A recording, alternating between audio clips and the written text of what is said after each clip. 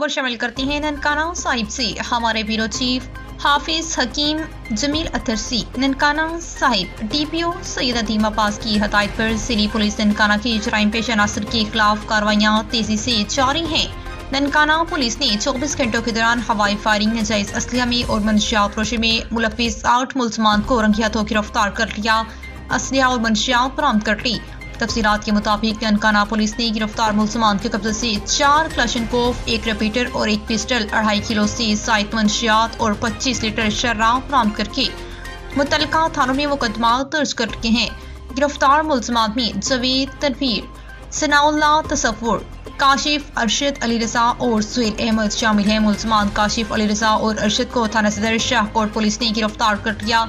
ملزم تصور اور ثناء اللہ کو تھانہ صدر سانکلا ہل پولیس نے گرفتار کیا۔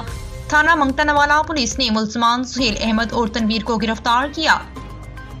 ملزم جاوید کو تھانہ صدر ننکانہ کی پولیس چوکی کانسٹیبل شہباز شہید پولیس نے گرفتار کیا۔ ملزمان کے خلاف مزید کارروائی کا عمل جاری ہے۔ ڈی پی او ننکانہ سید عدیم عباس کا کہنا ہے کہ ہوائی فائرنگ اور ناجائز اسلحہ رکھنے والوں کے خلاف زیرو ٹالرنس ہوگا۔ منشیات فروشی کے خاتمے کے لیے بھرپور کارروائیاں بلا امتیاز جاری ہیں۔